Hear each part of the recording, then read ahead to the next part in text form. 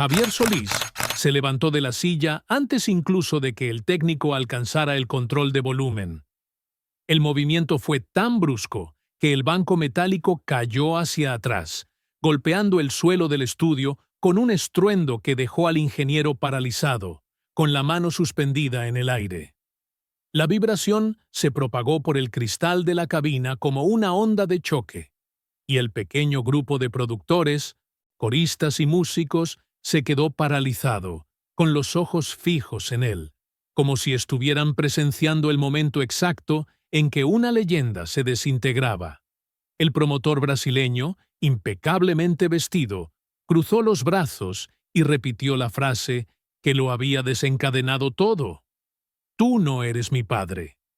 La pronunciación era baja, casi elegante, pero la intención era afilada.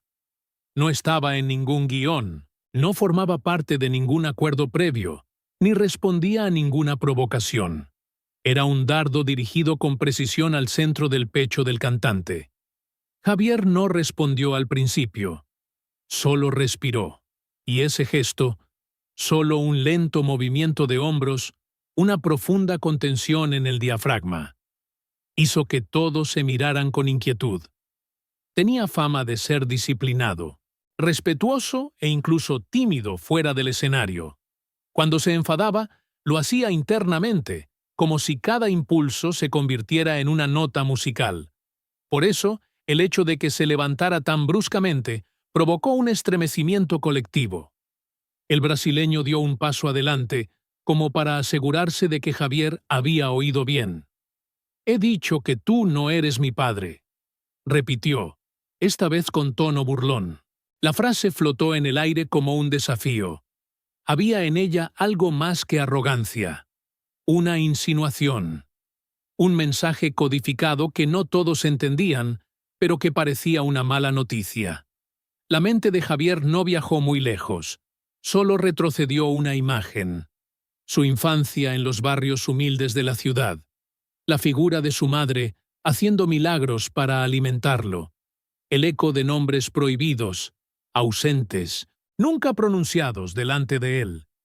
Muchos en la industria sabían, o creían saber, partes de esa historia, pero nadie, absolutamente nadie, tenía derecho a traerla al presente de esa manera. Javier dio un paso hacia el fiscal. No fue un movimiento agresivo, pero tenía una precisión que incomodaba. El técnico detrás del cristal abrió la boca para decir algo, pero el asistente de producción lo detuvo con un rápido gesto. Nadie quería interrumpir lo que estaba a punto de suceder. Cuando finalmente habló, la voz de Javier sonó baja, controlada, sostenida, como si estuviera afinada al límite. «No me hable así», dijo. «Aquí no es su escenario». Un murmullo débil recorrió el estudio. El fiscal no retrocedió, aunque el brillo de sus ojos había cambiado. Dejó de ser arrogancia y se convirtió en cautela disimulada. «Ah», respondió el hombre, «pero parece que cuidas este escenario como si fuera familia». La palabra sonó pesada, insinuante. Javier inclinó la cabeza, solo 1 milímetro, como quien percibe que algo innecesariamente peligroso se mueve en la oscuridad. Y aún así, no perdió la compostura. Permaneció erguido, en silencio, como esas estatuas que esconden siglos de guerras. Los músicos intercambiaron miradas. Ninguno sabía si debía intervenir. Un guitarrista veterano bajó la mirada. Había tocado con Javier en palenques, donde la violencia era habitual, pero nunca lo había visto así, al borde de un abismo cuya profundidad solo él comprendía. El ingeniero, nervioso, finalmente pulsó el botón para cortar completamente el audio. El clic del interruptor se oyó claramente. Fue el único sonido antes de que Javier acabara con esa tensión de forma seca. «No volveré a grabar contigo en la sala», sentencia. «Esto se acaba aquí». El fiscal sonrió como si hubiera conseguido exactamente lo que quería. Se dio la vuelta sin pedir disculpas ni justificar su comentario. Caminó hacia la salida con pasos lentos, casi ceremoniales, disfrutando del impacto que había causado. Cuando la puerta se cerró detrás de él, el aire pareció soltarse de repente. Uno de los coristas exhaló con fuerza. Otro preguntó en voz baja si debía suspender la sesión. Nadie se atrevió a acercarse a Javier. Él permaneció de pie, con la mirada fija en el cristal del estudio. Su reflejo le devolvía una imagen solemne, más dura de lo habitual. La silla caída seguía en el suelo, testigo mudo del momento exacto en que algo profundo, había sido tocado sin permiso. Sin mirar a nadie, Javier colocó el banco con cuidado. Se sentó, cogió los auriculares. Cuando finalmente habló, su voz era un susurro. Vamos a escuchar la pista otra vez. Pero el silencio que se instaló tras esa frase dejó claro que, aunque la música volviera a sonar, el estudio ya no era el mismo. Y Javier tampoco. Los pasillos de la emisora aún vibraban con el eco de lo que había sucedido en el estudio. Una puerta cerrada con fuerza, un técnico murmurando algo para justificar su temblor, la sensación de que todos buscaban un rincón para comentar lo que nadie entendía del todo. La frase, ese «tú no eres mi padre», se repetía en voces cada vez más bajas, como si fuera peligrosamente inflamable. El primero en romper el silencio fue don Rogelio, un viejo guitarrista, curtido en palenques y camerinos donde se respiraba pólvora y celos. Se apoyó en la pared y encendió un cigarrillo, a pesar de las advertencias del director técnico. Nadie se atrevió a decirle que lo apagara. «No es la primera vez que intentan hacerle esto», murmuró. «Pero nunca tan directamente». Un joven trompetista, recién llegado de Guadalajara, se acercó con curiosidad, como si quisiera escuchar la versión completa de una leyenda que nunca se había contado en voz alta. «¿Qué quiso decir ese hombre, don Rogelio? ¿Qué tiene que ver? ¿Un padre?»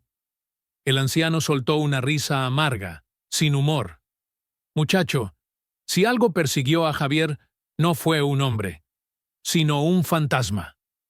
El trompetista frunció el ceño, intrigado, pero antes de que pudiera pedir más detalles, una de las secretarias de producción apareció con una carpeta en la mano, respirando rápidamente. Al verlos conversando, bajó la voz. «Dicen», comenzó insegura, «que ese promotor ya sabía algo, que no vino solo por los contratos, sino porque alguien lo envió. Alguien de Brasil que afirma tener una historia con la familia de Javier». Los músicos se miraron entre sí como si hubieran escuchado una blasfemia. Mezclarse en la vida personal de Javier era algo que ninguno de ellos se atrevía a hacer. Siempre había sido generoso, atento, educado. Pero ese respeto venía acompañado de límites invisibles. Su infancia era un territorio prohibido. Ni en entrevistas, ni en conversaciones casuales, ni en noches de insomnio después de un concierto. Era un silencio que ningún periodista había logrado romper por completo. La secretaria continuó. «Dicen que el hombre traía documentos, fotos, cosas antiguas». «Rumores», interrumpió Rogelio, expulsando una nube de humo. «Siempre son rumores, y siempre aparecen cuando huelen dinero. Pero, aunque su voz sonaba firme, los dedos que sostenían el cigarrillo revelaban una ligera inquietud. Llevaba al lado de Javier desde los tiempos en que cantaba por unas monedas en los bares de la capital. Sabía perfectamente que, detrás de la serena sonrisa del cantante, había una herida de origen, que no sangraba, pero ardía. Cuando terminó la transmisión en vivo y el público al otro lado de la radio escuchó la última nota, sin imaginar la tensión detrás del vidrio, Javier cruzó el pasillo sin hablar con nadie. Sus pasos eran mesurados, pero cada pisada llevaba un peso particular, como si estuviera caminando sobre recuerdos que prefería dejar enterrados. La productora ejecutiva, una mujer experimentada, acostumbrada al temperamento de las estrellas, se acercó con cautela. «Javier, ¿necesitas que suspendamos la sesión de la tarde?».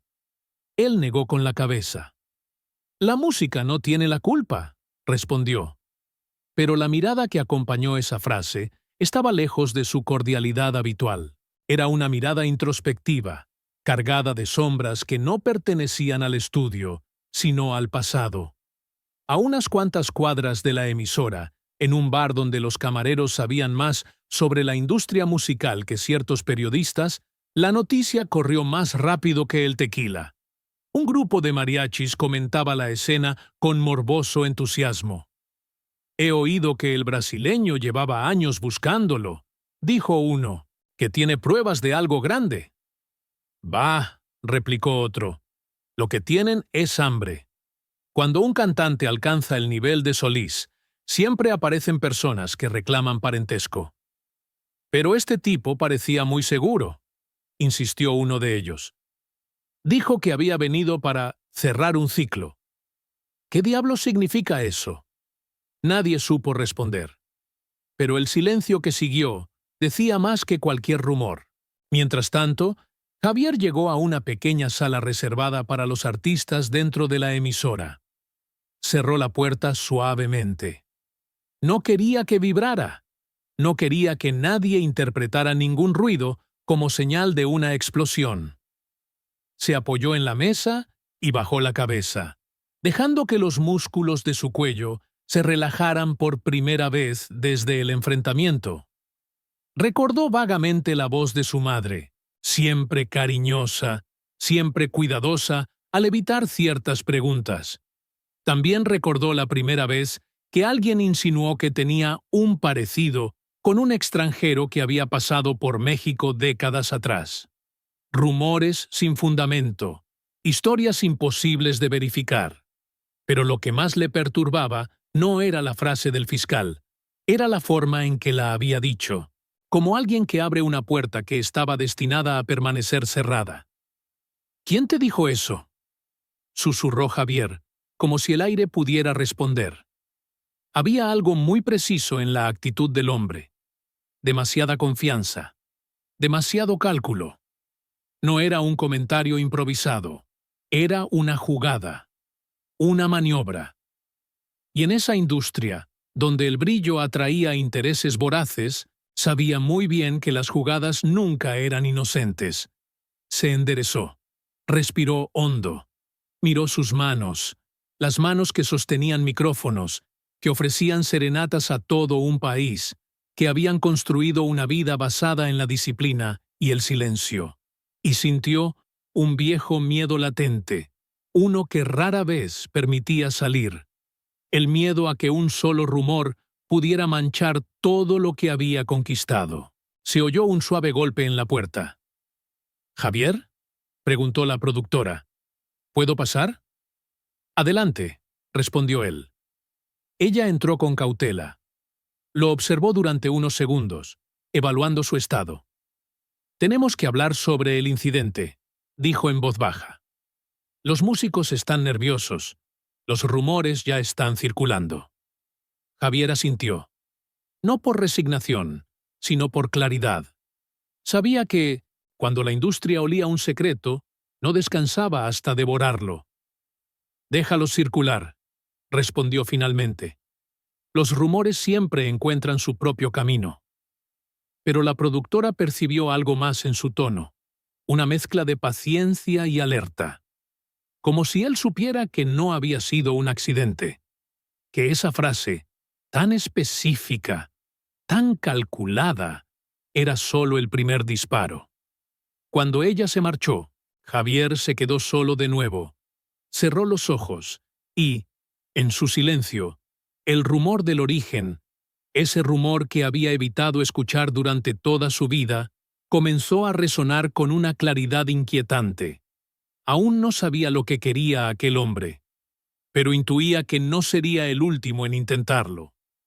El Camerino 4 del Teatro Alameda era famoso entre los músicos.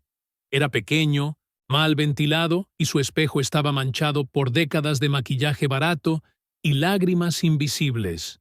Sin embargo, era el único en el que Javier pedía quedarse antes de cada actuación. «Porque aquí nadie oye lo que no debe», solía decir. Esa noche, tras el ensayo general, pidió a los asistentes que lo dejaran solo.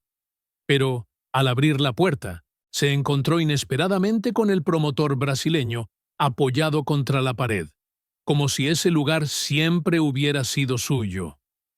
Javier se detuvo bruscamente. «No tienes permiso para estar aquí», dijo con tensa calma. El hombre se enderezó con un gesto despreocupado, alisándose la solapa del traje color marfil. «Lo sé, pero tenemos que hablar, Javier». La forma en que pronunció su nombre, muy íntima, muy apropiada, encendió una chispa de desconfianza. Javier cerró la puerta detrás de él.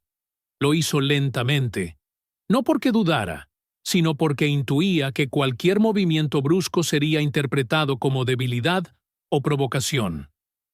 «Te escucho», dijo, sentándose en el pequeño sofá de vinilo. No invitó al otro a sentarse. El fiscal sonrió con esa irritante calma de quien cree tener el control de la situación. Sacó un pequeño sobre de la chaqueta y lo dejó sobre la mesa del camerino, sin abrirlo. «Te estarás preguntando por qué dije eso», comenzó. «Pero antes de explicarlo, necesito que sepas una cosa. No he venido solo, ni he venido por mi cuenta». Javier no tocó el sobre. «Si tiene alguna intención, dígalo ya. No tengo paciencia para juegos». El hombre no respondió de inmediato. Caminó por el camerino con la tranquilidad de quien inspecciona un lugar que utilizará más tarde. Sus dedos se deslizaron por la esquina del espejo, por los frascos de gel para el cabello, por las partituras dobladas. Cuando se dio la vuelta, tenía una expresión que mezclaba arrogancia y compasión fingida. «Hay personas influyentes que creen que les debes algo». Javier sostuvo su mirada.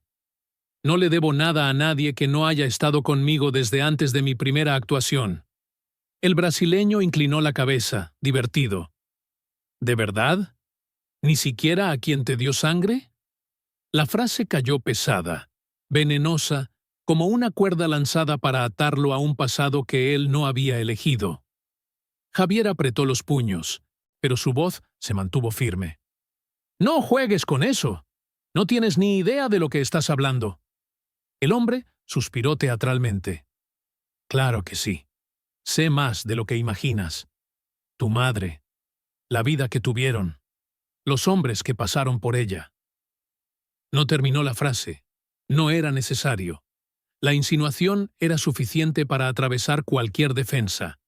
Por un solo segundo, la máscara de serenidad de Javier se rompió. Una sombra cruzó sus ojos, como si hubiera visto algo que había intentado olvidar durante toda su vida. Se levantó lentamente, con cuidado de que su voz no temblara. «No menciones a mi madre», dijo. «Ni en broma, ni para provocar». El otro levantó las manos, fingiendo inocencia.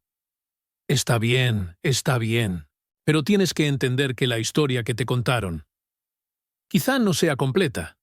Se acercó a la mesa y empujó el sobre hacia él. «Aquí dentro hay documentos, registros, cartas, nombres y una petición». Javier no lo tocó. «¿Y quién supone que me hace esa petición?» El fiscal sonrió levemente. «Alguien que cree ser parte de ti». Se produjo un silencio denso, como si el aire se hubiera vuelto pesado. Los recuerdos volvieron en ráfagas. La ausencia paterna que se convirtió en un hábito, preguntas sin respuesta, historias contadas a medias, la persistente sensación de que su biografía tenía lagunas. Pero nunca permitió que esas lagunas lo definieran, y no permitiría que nadie las utilizara como arma. «Si ese hombre existe», dijo Javier, con un control admirable, «nunca buscó a mi madre, nunca buscó a su hijo, y quien llega tarde a la vida no tiene derecho a ella». El fiscal soltó una suave carcajada. «Pero ha llegado, y quiere que lo reconozcas». «Yo no reconozco fantasmas», respondió Javier. Por primera vez, la mirada del brasileño perdió su absoluta seguridad. Esperaba resistencia, pero no una barrera tan firme. Se ajustó la corbata, incómodo. Al menos debería mirar lo que hay ahí dentro. No necesito mirar nada. Javier dio un paso hacia él. No puedes imponerme un pasado que no has vivido, y mucho menos pensar que, por cantar en otro idioma, puedes intimidarme. El fiscal apretó los dientes. Estás rechazando una oportunidad única, un nombre, un legado, algo grande. Ya tengo un nombre, y un legado se construye, no se hereda. La respuesta cayó como un golpe certero. El fiscal recogió su dignidad fracturada y se metió las manos en los bolsillos. Antes de abrir la puerta, lanzó una advertencia. Esto no ha terminado. Seguirán buscándote. Y la próxima vez. No les des la espalda tan fácilmente. Javier no respondió. Solo observó cómo el hombre se alejaba, dejando el sobre abandonado sobre la mesa, como una trampa silenciosa. Cuando se quedó solo, el cantante respiró hondo. Sentía el peso del camerino sobre sus hombros. Caminó hasta el sobre, pero no lo abrió. Lo cogió y lo guardó en un cajón, cerrándolo con llave. No por miedo, por respeto a sí mismo. Porque sabía que algunos secretos no se afrontan cuando alguien los exige, sino cuando uno decide que está listo para escucharlos. Y Javier Solís aún no lo estaba. No esa noche. No bajo la sombra de un hombre que lo veía como mercancía. No así. El palenque estaba más lleno de lo habitual esa noche. No solo por Javier, aunque su nombre bastaba para llenar cualquier recinto, sino porque el rumor del incidente en la emisora ya se había extendido entre músicos, periodistas, empresarios e incluso camareros que olían las tragedias ajenas como si fueran corridas en proceso de composición. Todos querían ver si Javier aparecería. Todos querían escuchar si su voz delataría algo de lo que había sucedido. En la arena improvisada, los gallos llevaban horas cantando. El olor a mezcal, sudor y madera vieja se mezclaba con una tensión casi visible, como un manto que cubría la arena. Había un murmullo expectante, una inquietud colectiva que no tenía nada que ver con las apuestas o las peleas. Esa noche, todo México estaba pendiente de un solo hombre. En el camerino del palenque, mucho más precario que el del teatro, Javier afinaba su garganta con calma ritual. A su lado, una jarra de barro con agua tibia. Miel y limón desprendía un aroma suave, casi doméstico. Pero el ambiente distaba mucho de ser tranquilo. Don Rogelio, el viejo guitarrista, entró sin llamar a la puerta. Nunca necesitaba permiso. Javier, dijo, dicen que el tipo ha vuelto a aparecer por aquí, que está preguntando por ti. Javier no levantó la vista. Que pregunte. No le voy a dar nada. El anciano carraspeó, incómodo. No sé si es buena idea cantar hoy. No como si nada hubiera pasado. No es una idea, corrigió Javier. Es una decisión. Las palabras quedaron suspendidas. Eran sencillas, pero tenían la fuerza de alguien que había tomado una postura definitiva con respecto a su propio destino. Rogelio se acercó. Mira, chico. Sabes que te quiero como a un hijo. Y sé que hay cosas que llevamos desde niños, cosas que nos siguen allá donde vamos. Pero este hombre no parece como los demás. Viene con algo más. Javier sonrió con la serenidad de quien sabe que algún día tendrá que enfrentarse a su historia, pero no en condiciones ajenas. Lo sé, pero hoy no voy a enfrentarme a ningún hombre. Hoy solo me voy a enfrentar al público. Es lo único que me ha exigido responsabilidades durante toda mi vida. Y nunca les he decepcionado. Rogelio bajó la cabeza, aceptando la decisión. Cuando el presentador del palenque anunció su nombre, el público estalló en aplausos que se extendieron como una ola de calor. Javier salió con paso firme, sin saludar exageradamente, sin gestos teatrales, solo con su presencia. sólida, contenida, digna. El tipo de presencia que todo un país reconocía incluso antes de escuchar la primera nota. Cogió el micrófono. No dijo «buenas noches». No dijo nada. Simplemente se quedó quieto, mirando a la multitud con una calma que parecía infinita. El silencio era absoluto. Hasta los gallos se callaron, como si comprendieran que algo estaba a punto de suceder. Entonces, Javier cerró los ojos y dejó salir el primer verso. Su voz no tembló, no vaciló, no mostró rencor ni angustia.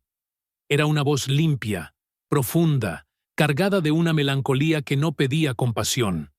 Cada palabra parecía provenir de un lugar muy antiguo, de una grieta emocional que ahora se revelaba no como una herida, sino como una fuerza. Los músicos se miraron entre sí. Estaba cantando de forma diferente. Igualmente perfecto, sí, pero con una profundidad que ninguno de ellos había escuchado antes. Era como si algo se hubiera soltado dentro de él, como si el enfrentamiento con ese fiscal hubiera abierto una compuerta peligrosa, pero necesaria. Las mujeres de las primeras filas se llevaron las manos al pecho. Los hombres inclinaron la cabeza sin darse cuenta. Un borracho dejó caer su botella al suelo. Nadie reaccionó. Era la voz. Esa voz. La que hacía llorar a la gente sin motivos concretos. La que cargaba ausencias, dolores, silencios y recuerdos. Sin nombrarlos. Cuando terminó la primera canción, el palenque seguía en silencio. No hubo aplausos inmediatos. Solo un respeto casi sagrado. Una adoración silenciosa. Y entonces, como si todos hubieran despertado al mismo tiempo, estallaron los aplausos. Javier agradeció con un gesto mínimo. No necesitaba nada más. En un rincón del palenque, casi escondido entre las sombras, el promotor brasileño observaba. No había arrogancia en su mirada esa noche. Había perplejidad. La voz que escuchaba no era la de un hombre que huía del pasado. Era la de alguien que lo había enfrentado sin siquiera abrir un sobre. Había perdido, y lo sabía. Aún así, permaneció allí, como quien espera ver un fallo, un desliz, un momento de fragilidad. Pero no hubo ninguno. Javier era un muro construido con disciplina y heridas que él mismo había suturado. Una mujer del público, sin saber quién era el brasileño, comentó cerca de él. «Míralo. ¿Lo ves?», dijo señalando a Javier. «Este hombre no necesita un padre. Este hombre se ha hecho a sí mismo». El promotor tragó saliva. Esa frase le impactó más que cualquier respuesta de Javier. En el escenario, mientras se acercaba la última canción, Javier sintió que tenía que decir algo. No al público, a sí mismo. Acercó el micrófono a los labios y habló con una serenidad que nadie había oído antes. «La vida», dijo, «a veces nos presenta voces que no pedimos, voces que quieren decirnos quiénes somos, pero solo somos hijos de lo que nos acompaña en las noches difíciles. Y si algo me acompañó, fue mi música, y ustedes». El público respondió con un murmullo emocionado. No entendían a quién iba dirigido ese mensaje, pero sentían su peso. «Por eso», continuó Javier, «esta es mi respuesta, no para quien la pidió, sino para quien la merece». Y comenzó a cantar la última canción de la noche. No era una canción triste, ni alegre. Era una de esas melodías que parecen caminar entre dos mundos, el de los vivos y el de los recuerdos. Al terminar, el público se levantó inmediatamente. Aplausos de pie, gritos, flores lanzadas al escenario, una ovación que parecía interminable. Javier inclinó la cabeza, dio las gracias y se marchó sin mirar atrás. En el camerino, ya solo, abrió lentamente el cajón donde había guardado el sobre del promotor. Lo observó durante unos segundos y lo dejó allí, intacto. «Algún día», murmuró, «pero hoy no». Cerró el cajón suavemente. No con miedo, con determinación. Porque esa noche, ante todo un país, Javier había elegido algo más que su voz. Había elegido quién era. ¿Y quién no permitiría que nadie dijera quién era? Una elección que, con el tiempo, se convertiría en leyenda.